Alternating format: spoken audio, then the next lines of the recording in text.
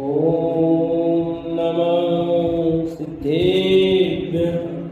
ओम नमः सिद्धेभ्यः। ओम नमः सिद्धेभ्यः। ओम जय जय जय। नमोस्तु नमोस्तु नमोस्तु। नमो हरिताणं नमो सेविताणं नमो ऐनियाणं नमो वजायाणं नमो लोये सवसाणं।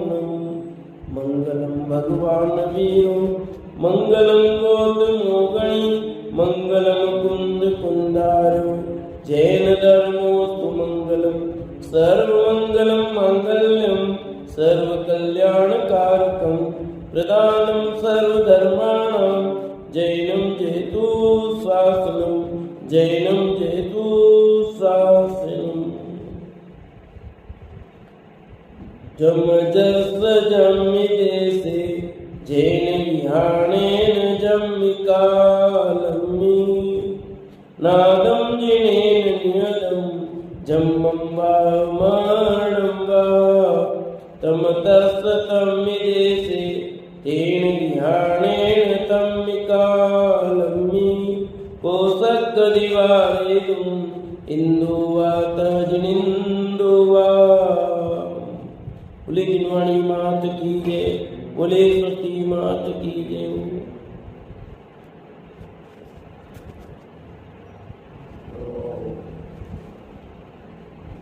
सलाह और अपनी चर्चा यहाँ पर पक्ष के संबंध में चल रही थी।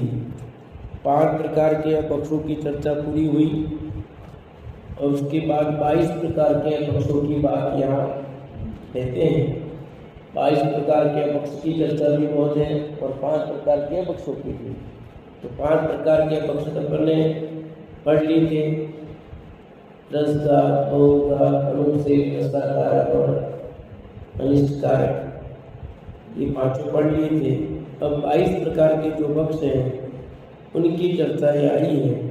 भगवान की दिव्य धनी सुपाठनाथ भगवान की वाणी में क्या कह रही है वो बताते हैं।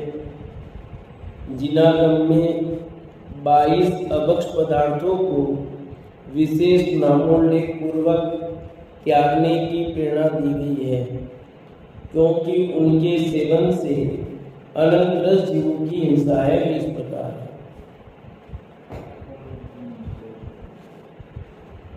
22 प्रकार के जो पक्षों के नाम आते हैं। ओला गोर बड़ा मिसी भोजन तो बीजा बेगन संधान बड़ पीपर उमर कठोमर पाकर फल जो होए अजान कंद मूल माटी विष आमिष मधुमाखन और मधुरा पान फल चितुच तुषार चलित रस यो जिनमत 22 बखान। उपरोक्त 22 अभक्षों में ओला बर्फ अकालिक जल, जो ओला जल उछले हुए जो नहीं अकालिक जल, गोर बड़ा दही बड़ा दीदर गोर बड़ा, निसी भोजन रात्रि भोजन,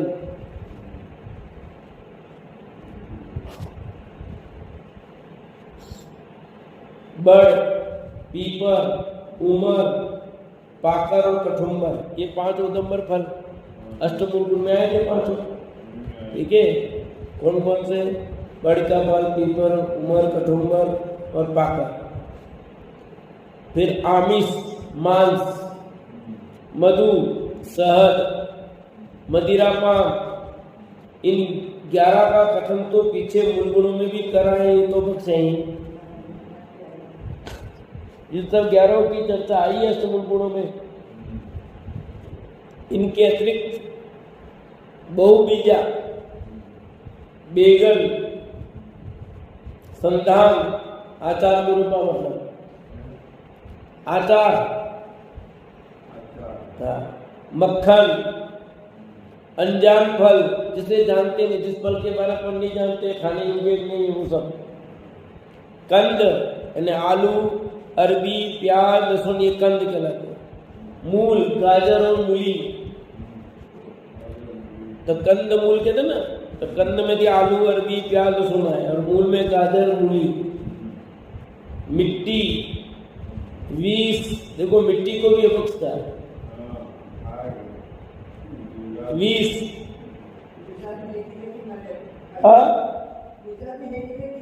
हाँ खरीद के खुद दुकान में बेचते थे वहाँ, मेरे सब हमको पता है। विष, अमर्यादित मक्खन, तुच्छ फल जिसका बढ़ना चालू है, ऐसे अपरिपक्व फल, सप्रतिष्ठित फल, मतलब अमर्यादित मक्खन, तुच्छ फल जिनका बढ़ना चालू है, ऐसे अपरिपक्व फल, सप्रतिष्ठित फल। तुषार, चलित रस, सड़े गले पदार्थ जिनका स्वाद बिगड़ने लगा हो, इनमें भी अनंत रस जी होते हैं, अतः ये भी अभक्ष्य हैं, त्याज्य हैं, खाने योग्य नहीं है। अहिंसा प्रेमियों को अपने परिणाम विशुद्धि और पाप से बचने के लिए यथाशक्ति इन सबको त्याग भी अवश्य करना चाहिए। कितने प्रकार के बक्सा है? 22 प्रकार के। 22 अभक्ष में अब अपने त्याग में देख लो सब कितने अभक्षों का त्याग है। सबसे पहले तो बर्फ आया, ओला, ओला गिरते ना, हाँ हाँ, आपने अनछने पानी का अंश जलाया तो वो आपका अभक्ष ही है। यदि आपने गर्म से पानी जमाया तो वो अभक्ष ही है। और फिर आप आम कितने समय तक लेते हो उस पर निर्भर करेगा, तो कोई दिक्कत नहीं है। ओला मतलब बर्फ जो ऊपर से गिरता वो वाला। अगालित अनछना जल जो भी है वो सब आ जाएगा। मार्केट में जो बर्फ है, दही बड़ा, डीजल, जो मार्केट में क्या सब जगह बनाते हैं। निशी भोजन, रात्रि भोजन करना, तो रात में भोजन का त्याग है। देखो अपना बड़े पीपर, उमर, इसके साथ चर्चा हो चुकी है। मांग, मधु की सबकी हो गई चर्चा पहले। उसके अलावा जो बात कही थी, एक तो लिखा है बहुबीजा। बहुबीजा का क्या मतलब? नहीं, संख्या में बहु तो ये अर्थ नहीं है। जिनका घर नहीं हो वे भी, जिनको उनसे पृथक नहीं कर सकते, अलग नहीं कर सकते, जिनका घर नहीं होता है ना, वो बहुबीजा कहलाते हैं। आएगा इसमें और भी खुलासा करेंगे क्या और अर्थ होगा। भिंडी अलग अलग पक्ष है, भिंडी और ये सब अलग पक्ष में है। उसमें स्थायी रूप से लड़ होती है, लाभ।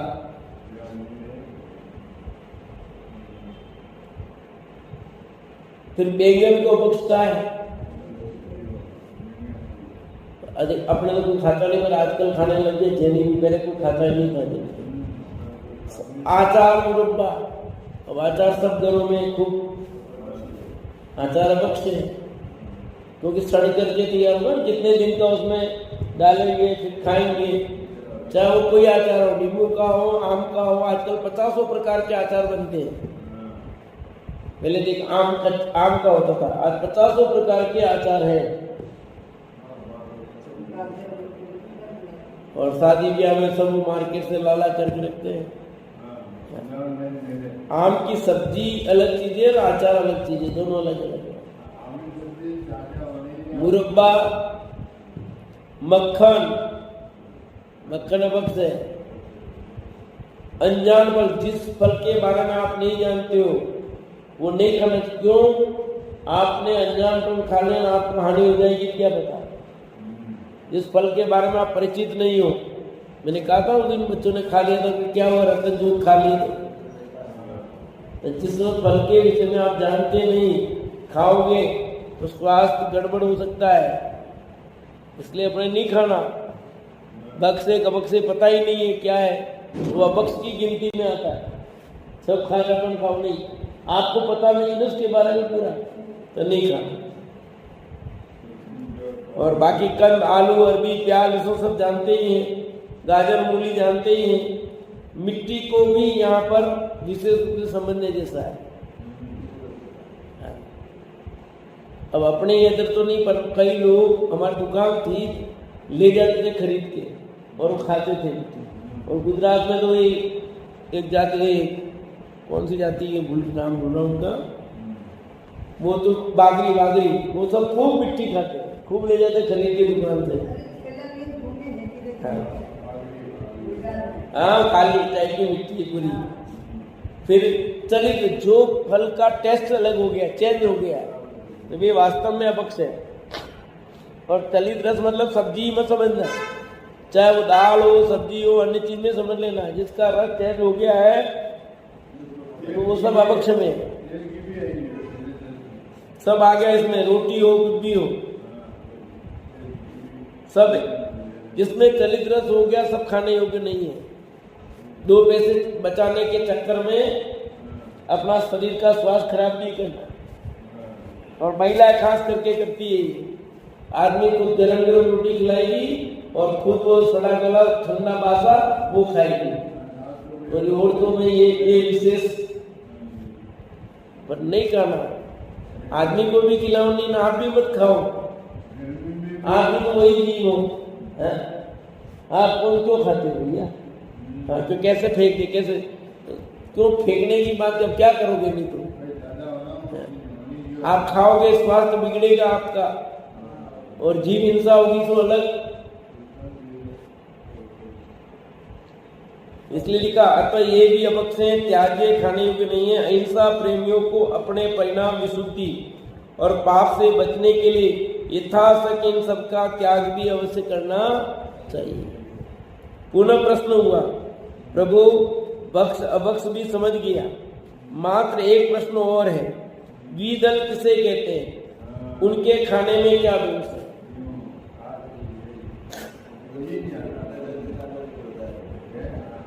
सुनो, चना, उड़द, मूंग, मसूर, अरहर आदि सभी प्रकार के 2 दल वाले अनाजों को दही, छाछ, मट्ठा में मिलाकर बनाए गए कड़ी, रायता, दही वड़ा आदि को खाना द्विदल अपक्ष है।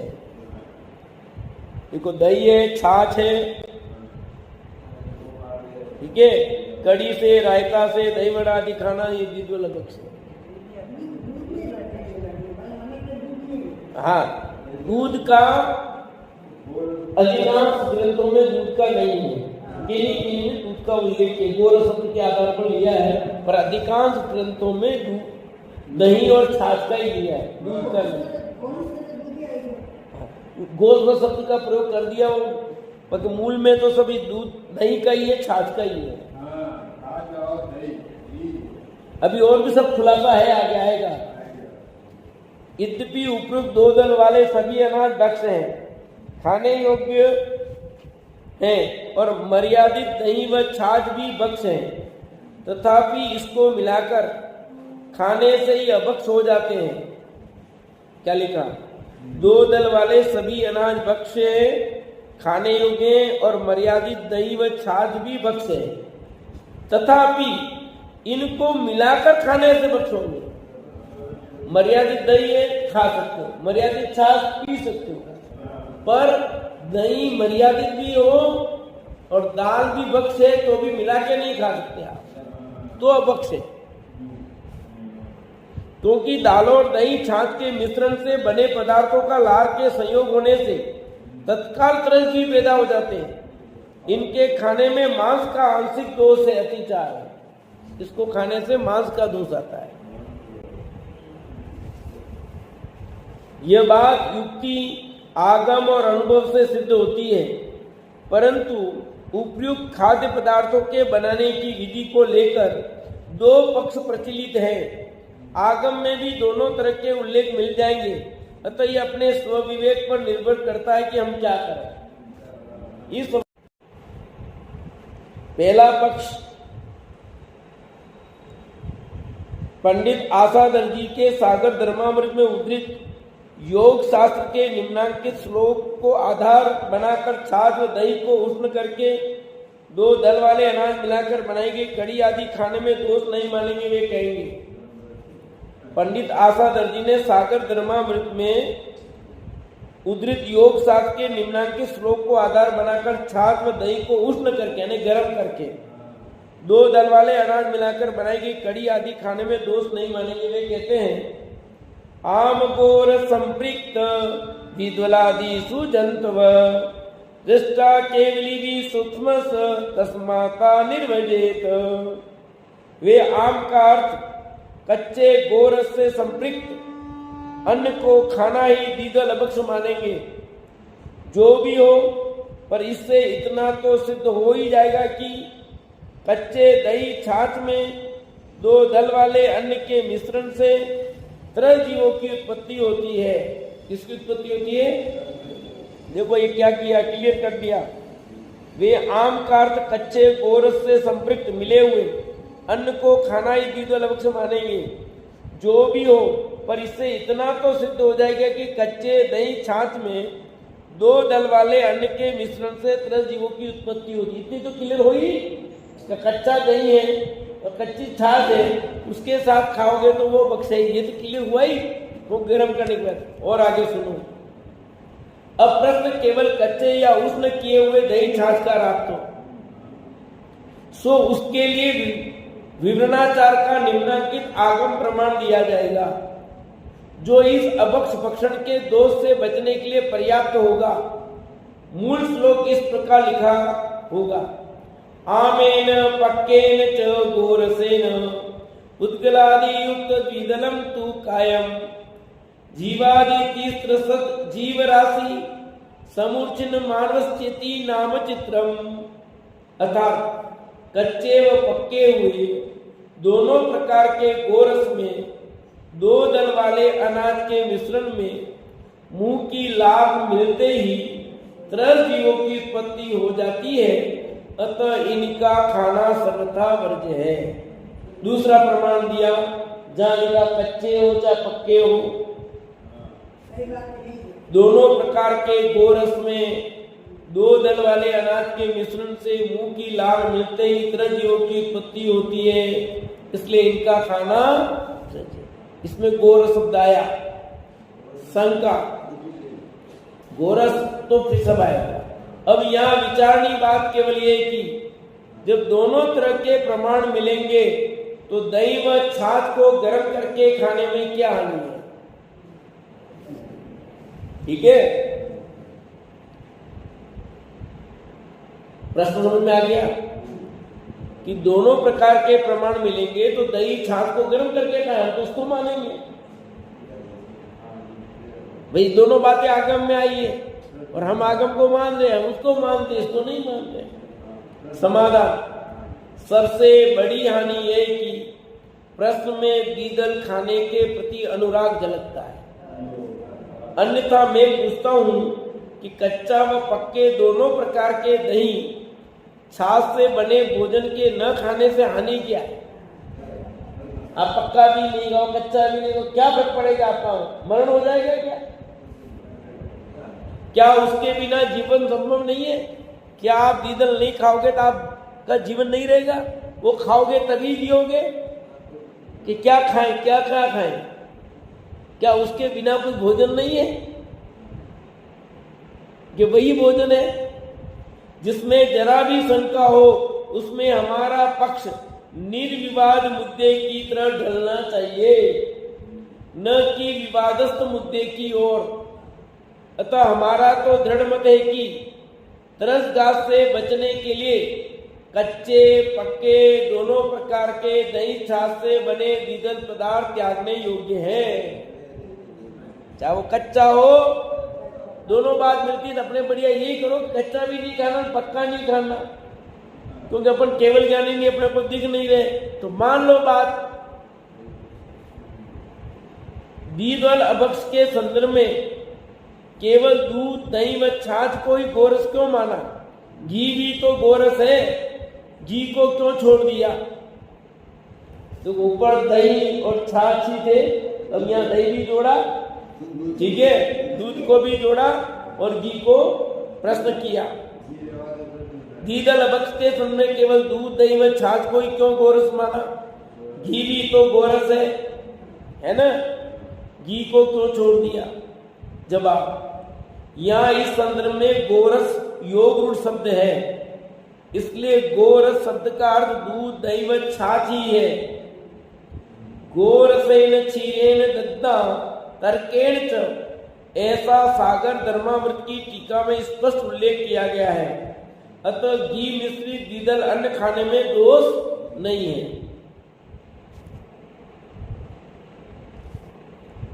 जैनेतर ग्रंथों में लिखा मिलेगा कि गोरस माम मध्ये तु मुद्गादि तथैव च भक्ष्यमाणं कृतं नूनं मांस तुल्यम युधिष्ठिरः। हे युधिष्ठिर, गोरस के साथ जिन पदार्थों की दो दालें होती है उनके सेवन से, क्या कहा? हे युधिष्ठिर, गोरस के साथ जिन पदार्थों की दो दालें होती है उनके सेवन से मांस भक्षण के समान पाप लगता है। तो मांस भक्षण, और ये अन्य मत में लिखा है, जैन मत का ग्रंथ नहीं दिया है, ये जैनेतर ग्रंथ की बात कही गई है कि वहां भी ये लिखा कि गोरस माम मध्ये तु मुद्गादि तथैव च भक्ष्यमाणं कृतं नूनं मांस तुल्यम युधिष्ठिरः। हे युधिष्ठिर, गोरस के साथ जिन पदार्थों की दो दालें होती है उनके सेवन से मांस भक्षण के समान पाप लगता है। ये तो जैनेतर ग्रंथ में लिखा है, अपने तो दे दिए प्रमाण। गौरव नहीं, गोरस, गोरस गौरव नहीं, दही छाछ। इस प्रकार तीर्थंकर भगवान सुपार्श्वनाथ की दिव्य देशना का लाभ भव्य जीवों को भरपूर मिला। अंत में जब आयु का 1 मास शेष रह गया तब विहार बंद करके वह सम्मेय शिखर पर जा पहुंचे। वहां 1000 मुनियों के साथ उन्होंने प्रतिमा योग धारण किया। इस तरह फाल्गुन कृष्णा सप्तमी के दिन प्रातः सूर्योदय के समय शेष अगाती कर्मों का क्षय होते ही सिद्ध पद प्राप्त कर लोकाग्र में विराजमान हो गए। कौन? सुपार्श्वनाथ भगवान 7वें तीर्थंकर। फाल्गुन कृष्णा सप्तमी के दिन मोक्ष हो गया। उनके मुक्त होते ही कल्पवासी देवों ने उनका निर्वाण कल्याण का महोत्सव मनाया और अपने अपने स्थान को चले गए। वो भगवान पार्थ प्रभु के 3 भव पूर्व को आचार्य गुणभद्र पुनः स्मरण करते हुए कहते हैं, भगवान सुपार्श्वनाथ 3 भव पूर्व क्षेमपुर नगर के स्वामी तथा सबके द्वारा स्तुति करने योग्य नंदीसेन राजा हुए। फिर उसी भव में राज्य का मोह त्याग कर तपचरण करके तथा तीर्थंकर प्रगति बांधकर नवद्रेवकों के मध्य के ग्रीवेक में ऐमिंद्र हुए। तदंतर जो बनारस नगरी में जन्म से ही 3 के धारक इक्ष्वाकु वंश के तिलक महाराजा सुपार्श्व से तीर्थंकर भगवान सुपार्श्वनाथ बने। ठीक है, इस प्रकार पुनी कहानी हो गई। वे सुपार्श्व प्रभु हम सब के मुक्ति मार्ग में अवलंबन बने, यह मंगल भावना है। इस प्रकार सुपार्श्वनाथ भगवान की कहानी पूरी हुई। अब 8वें चंद्रप्र भगवान की कहानी यह प्रारंभ होती है।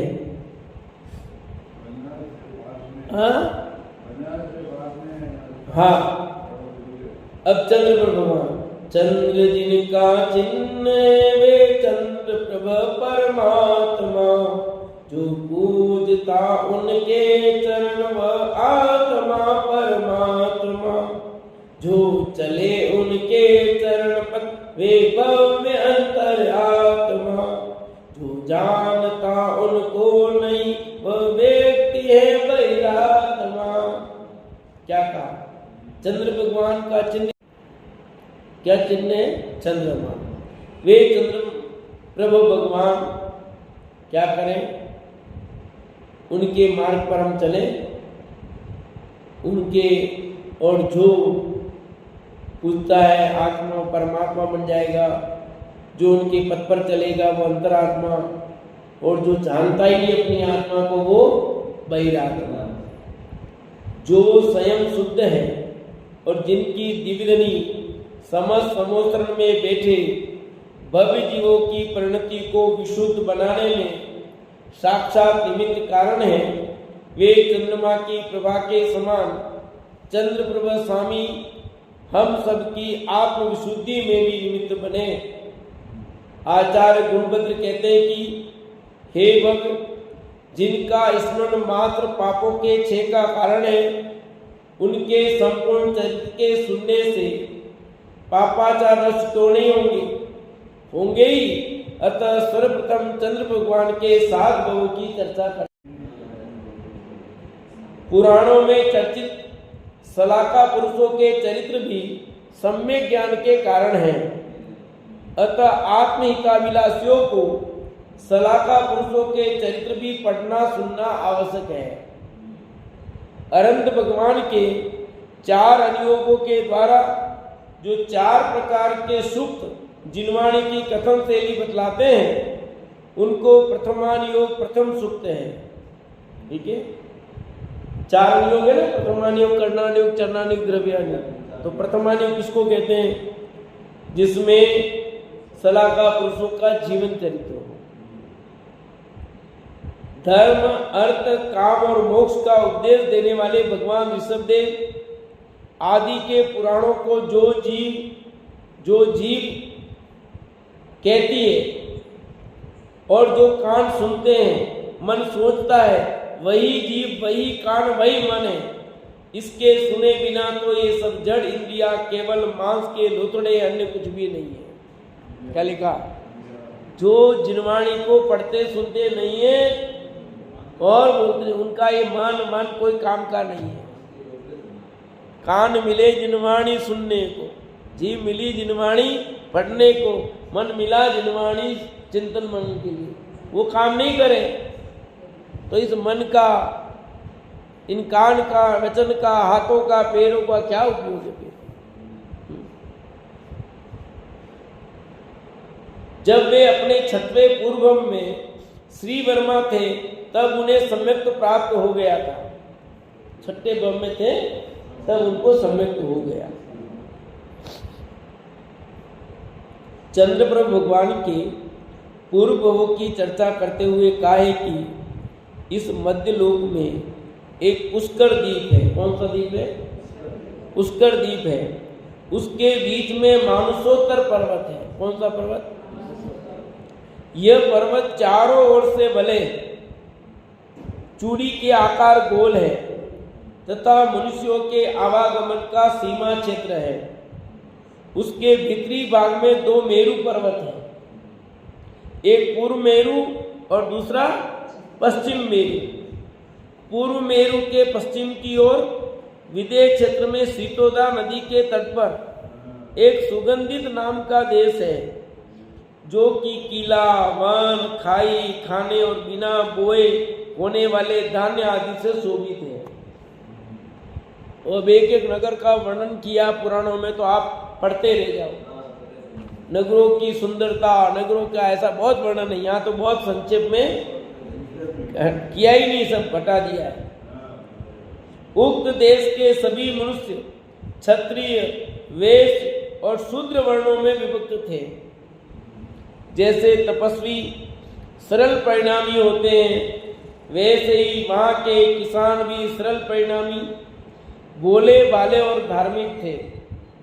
कहाँ के?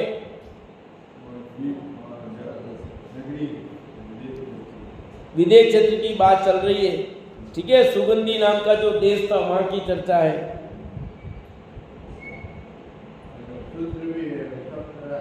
वे परिश्रमी थे, खेती की रक्षा के लिए रात्रि जागरण करते थे। जिस प्रकार तपस्वी क्षुधा, तृषा, परिचय सहते थे, उसी प्रकार किसान भी भूखे प्यासे रहकर परिश्रम करते थे। कौन से देश की बात है? सुगंधी देश की, विदेह क्षेत्र में। जिस प्रकार ललाट के बीच में तिलक होता है, उसी प्रकार अनेक शुभ स्थानों से सहित उस देश के मध्य में श्रीपुर नाम का नगर था। वापस उस देश में श्रीपुर नाम का नगर, हाँ, उस श्रीपुर में बड़े बड़े ऊंचे भवन थे। वहां के रहने वाले लोग सज्जन, सम्यक दृष्टि और व्रती संयमी थे। उस नगर के विवेकी जन उत्सव के समय मंगल के लिए और शोक के समय शोक दूर करने के लिए जिनेंद्र भगवान की पूजा किया करते थे।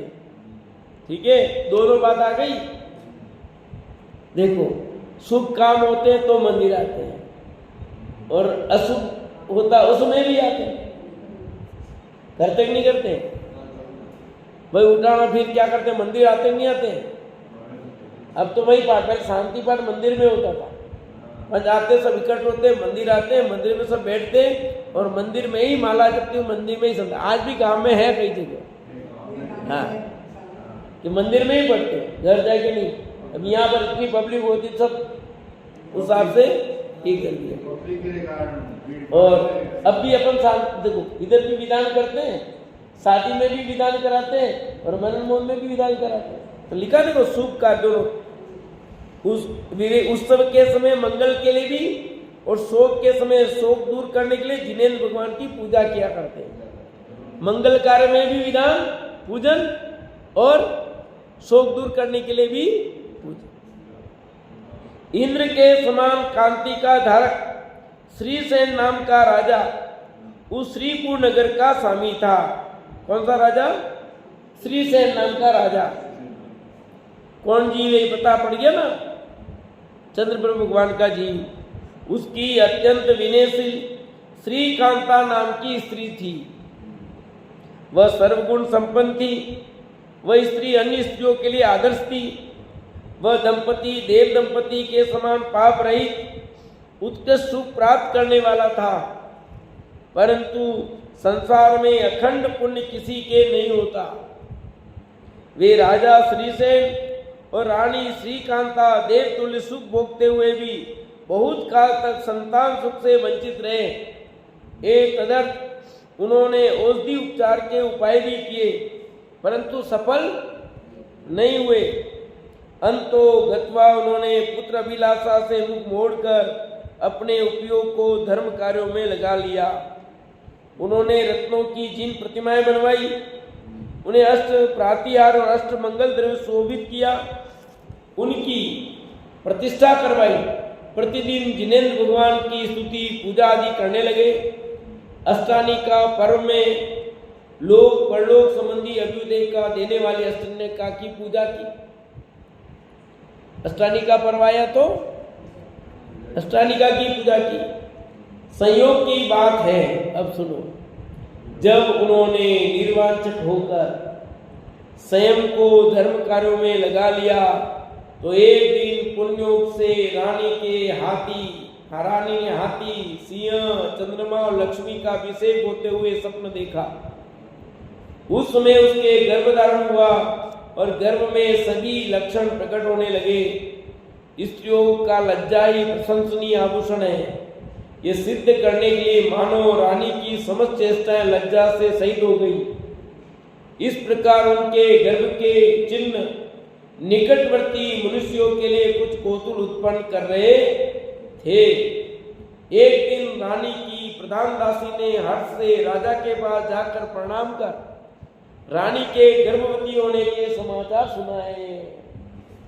रानी के गर्भ का समाचार सुनकर राजा का हृदय कमलवत प्रफुल्लित हो गया। क्यों? इतने दिनों से इंतजार कर रहे थे, अब खुशी के समाचार है। जो वंश वृक्ष के वृद्धिगत करने के लिए चंद्रोदय के समान है, ऐसे पुत्र की संभावना के समाचारों से राजा प्रसन्नचित हो गया। राजा ने उन दासियों के लिए इच्छित पुरस्कार दिया और आनंदित होता हुआ रानी के महल में गया। वहां उसने देखा मानो उसकी रानी रत्नगर्भा पृथ्वी ही हो। राजा को देखकर रानी खड़ी होने की चेष्टा करने लगी, परंतु राजा ने कहा, हे देवी बैठी रहो। राजा ने उच्चासन पर बैठकर रानी से प्रेम वार्ता की तथा संतान सुख के लिए बधाई दी। फिर धन्यवाद देते हुए रानी के महल से राजभवन चला गया। फिर क्या हुआ वो सब अपन कल सुनेंगे। अब क्या होता, लड़का होता है, लड़की होती है, क्या होता है, ये सब अपन कल सुनेंगे।